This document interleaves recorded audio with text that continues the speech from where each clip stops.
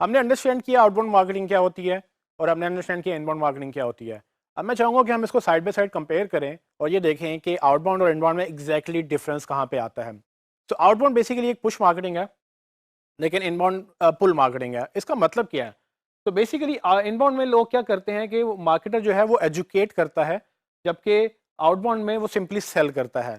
तो आपके पास कोई प्रोडक्ट है, जो आउटबाउंड का मेथड ये है कि आप बस लोगों को दिखाते रहें, कोई ना कोई खरीद लेगा। जबकि इनबाउंड में लोगों को दिखाना नहीं है, लोगों को समझाना है और उनको बताना है कि इसके क्या फ़ायदे हैं, और जब वो रेडी होगा तब वो खरीदेगा। इनबाउंड में ये होता है कि वो टू वे कम्युनिकेशन होती है, जबकि आउटबाउंड में वो वन वे कम्युनिकेशन होती है। इनबाउंड में आप लोगों की सुनते हैं, आप फीडबैक अंडरस्टैंड करते हैं, देखते हैं क्या लोग समझ रहे हैं, क्या चाह रहे हैं, क्या नहीं चाह रहे हैं, एंड देन आप उनको हेल्प करते हैं और उसके बाद अगेन ट्रस्ट विन करते हैं और उसके बाद प्रोडक्ट सेल करते हैं। जबकि आउटबाउंड में ये नहीं होता। आउटबाउंड में सिर्फ वन वे मैसेज होता है। आपने बस एक इश्तिहार लगा दिया, आपने बस बिलबोर्ड लगा दिया, या आपने फेसबुक पे या गूगल पे भी ऐड लगा दिया। वो वन वे कम्युनिकेशन है, वो टू वे कम्युनिकेशन नहीं है। लोग आपको नहीं बता सकते कि इसमें क्या मसला आ रहा है उनको। उसके बाद एक और पॉइंट है कि इनबाउंड में आपका कंटेंट जीतता है।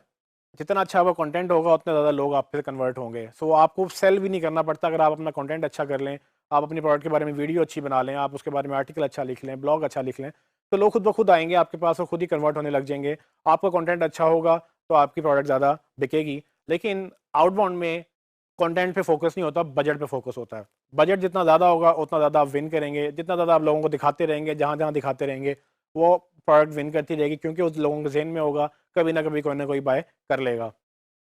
फिर आखिर में जो मार्केटर है, इनबाउंड मार्केटर, वो लोगों से परमिशन लेके बात करता है। वो पहले आपसे वो आप अगर आप मार्केटर हैं तो आप अपनी ऑडियंस से पहले रिक्वेस्ट करेंगे कि अगर आपको ये ई बुक चाहिए तो डाउनलोड करें। डाउनलोड करने के लिए आप ईमेल साइन अप करवाते हैं और उनको नाम पूछते हैं, उनके बाकी डिटेल्स पूछते हैं।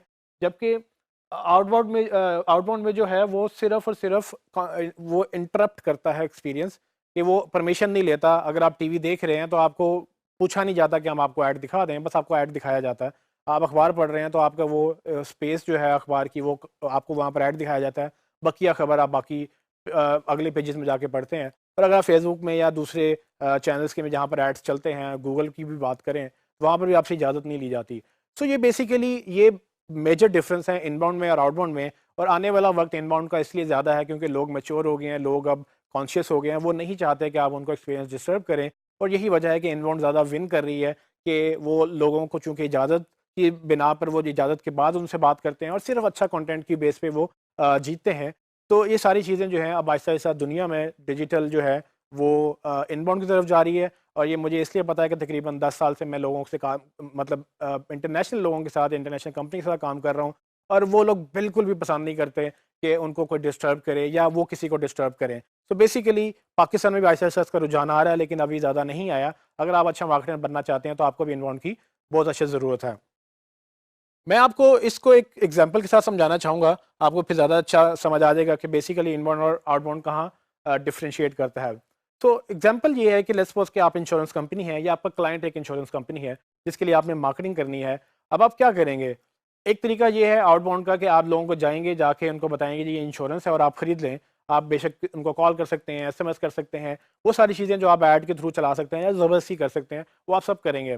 प्रॉब्लम उसमें ये है कि उसमें आपको ये नहीं पता कि वो यूज़र रेडी भी था कि नहीं था, या उसने आपसे कुछ माँगा भी था कि नहीं। आप बस उनको कॉल करेंगे और अपने प्रोडक्ट बेचना शुरू कर देंगे। ये होता है आउटबाउंड का तरीका। ये होता है मतलब कि पुश मार्केटिंग, या आप ज़बरदस्ती अपना मैसेज लोगों को पुश कर रहे हैं, उनके चाहे उनकी विलिंगनेस थी या नहीं थी।